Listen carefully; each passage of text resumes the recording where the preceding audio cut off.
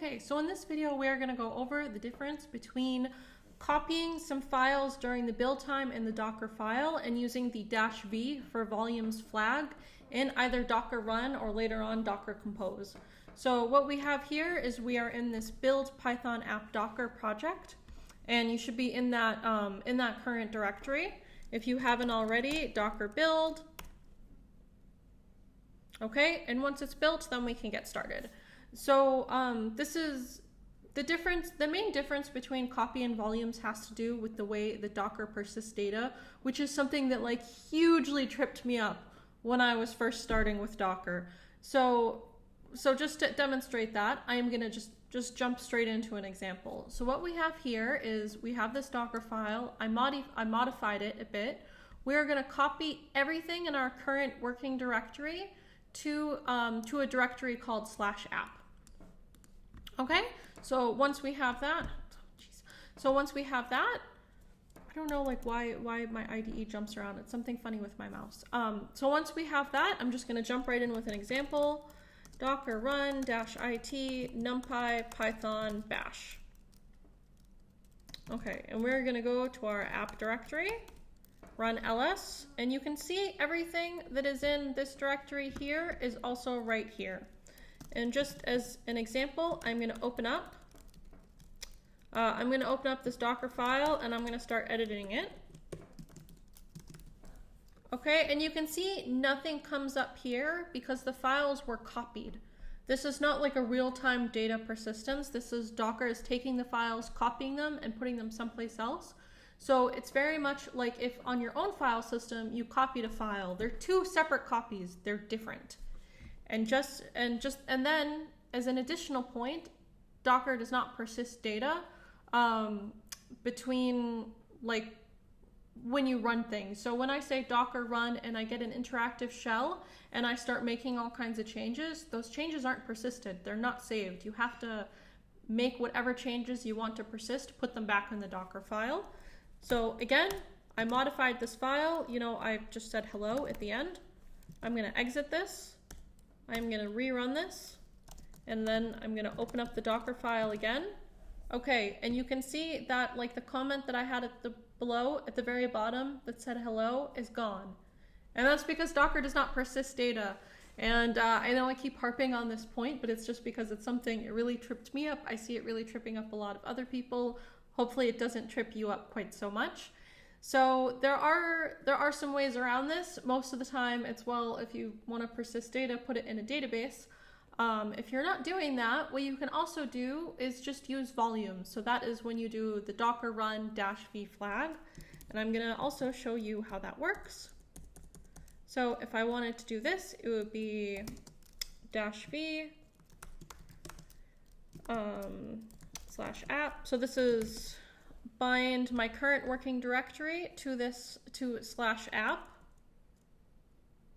And then what this is this is creating like a real-time binding. So this is, you know, like if you've ever worked with any kind of mounted file system and you'll see like it can be available in a bunch of different places, that's exactly what this is doing. Okay, so then if we want to see, now these changes are going to persist because this file is actually like it's being bound from my host directory. So this is something,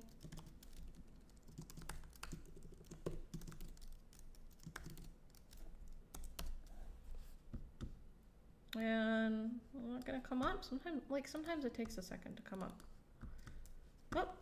Oh, and I got this Docker swap. So you can actually see it created the swap file because that's what Vim does. Okay, and here it is. It came up.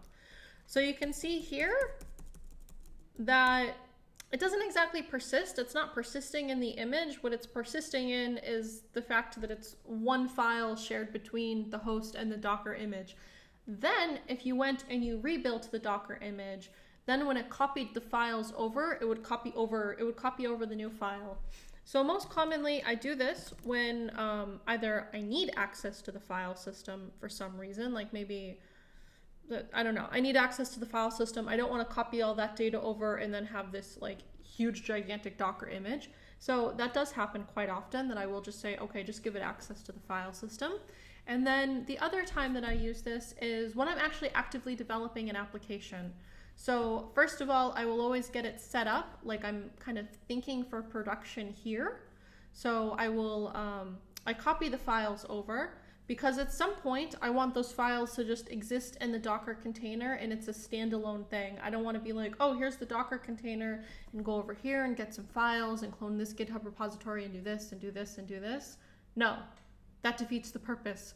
What I want is for people to have access to like my application, whatever I happen to be building, all in like one fell swoop, right? Just one time, one Docker file.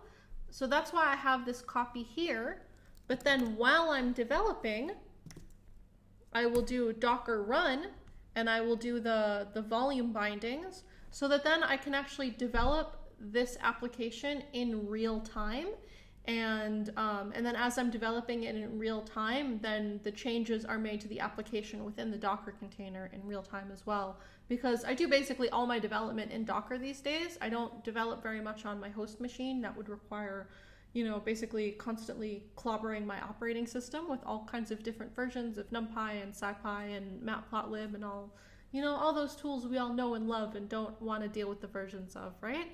So I do all my development from my Docker containers. I don't install anything locally on my host machine, or very little locally on my host machine. And then that is generally how I deal with it, is that I copy the files over during the build, and then I do the volume binding so that I can edit them from my host in real time. So you'll also see, I didn't demonstrate this, but I can also edit this from right here. So I'm going to say hello from the host.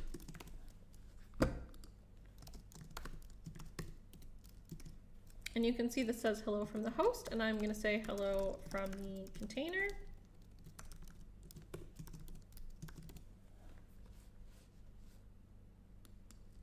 Okay, and it used to be kind of quicker than this. Okay, hello from the container. I've noticed since the last time, I don't know, I think I updated something somewhere and it got a little bit funny.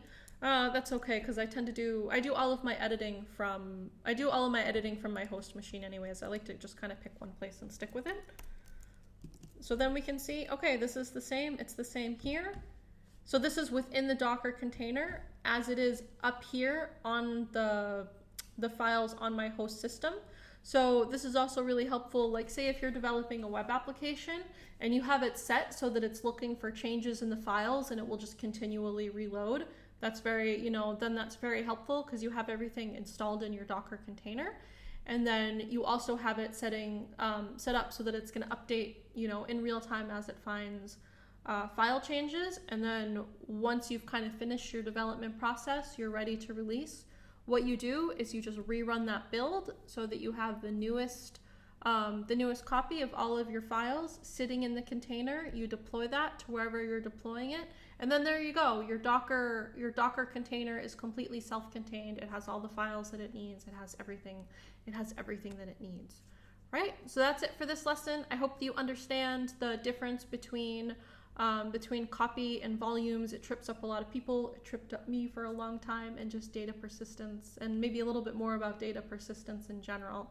So that's it for this lesson. Thanks. I'll see you in the next one.